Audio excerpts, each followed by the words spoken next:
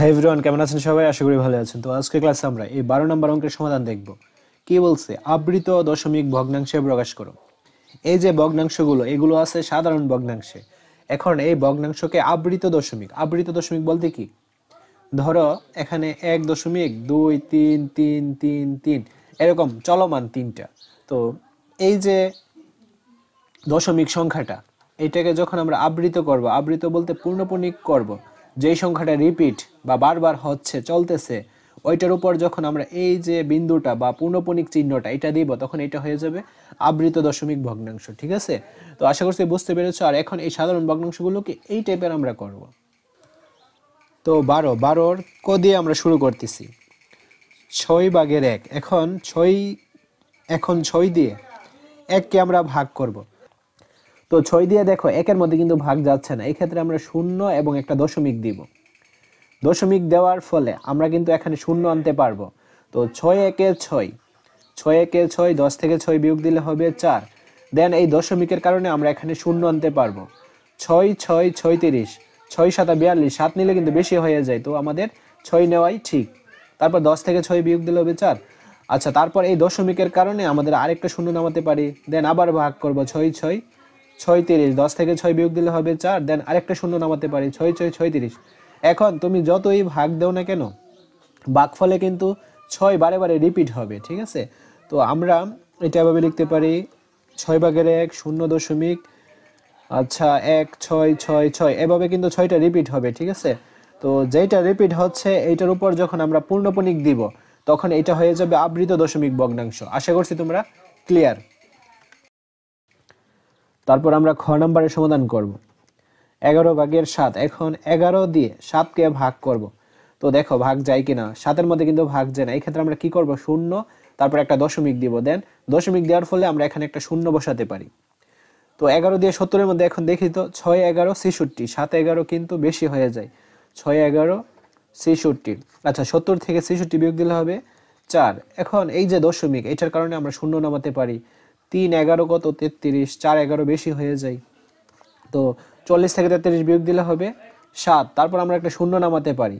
দেন 11 দিয়ে 70-এর মধ্যে ভাগ যায় কিন্তু, 6 11 66। তারপর বিয়োগ করলে 4 পাচ্ছি, আবার 0 নামাতে পারি। দেন 3 11 33।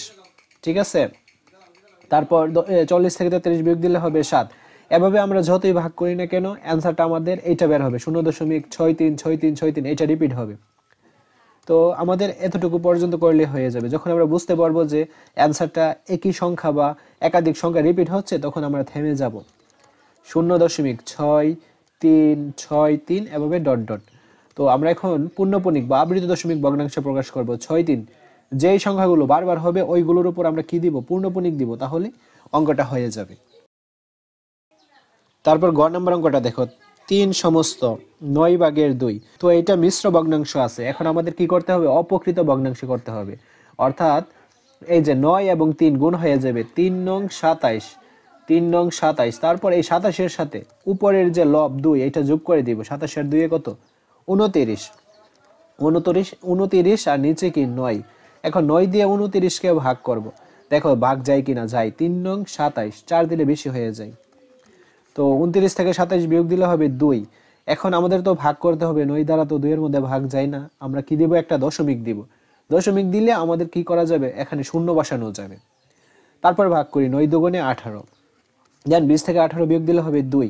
আবার এই দশমিকের কারণে আমরা 0 আনতে পারি, 9 দুগুণে 18।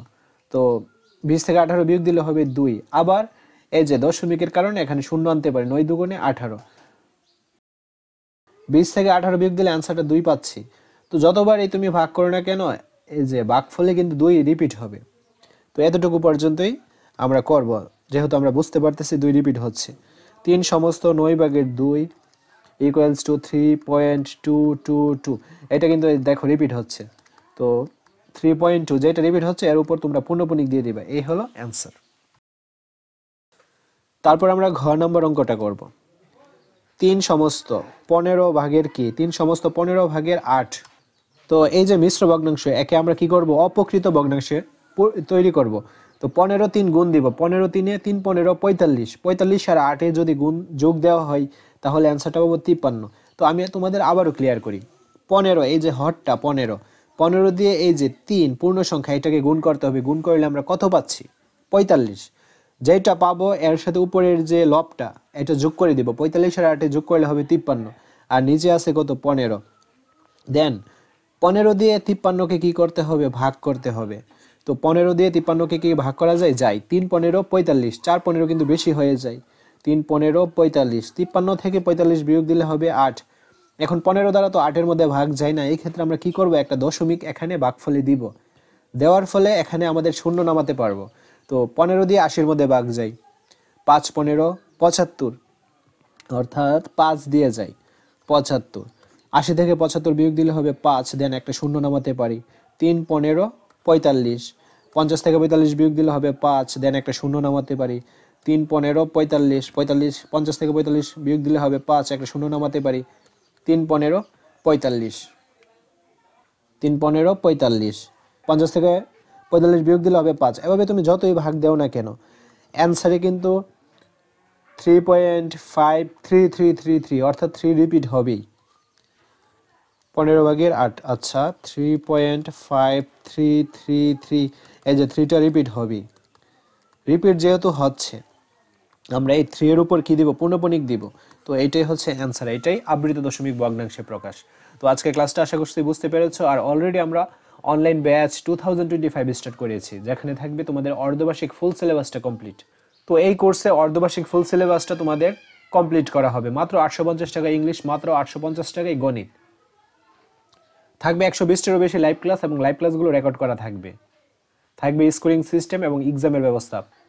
এছাড়াও থাকবে প্রত্যেকটা অধ্যায়ভিত্তিক এমসিকিউ এবং সিকিউ প্রশ্ন। তো আজই তোমার সিটটি বুক করে ফেলো অনলাইন ব্যাচ 2025-এ। ধন্যবাদ সবাইকে।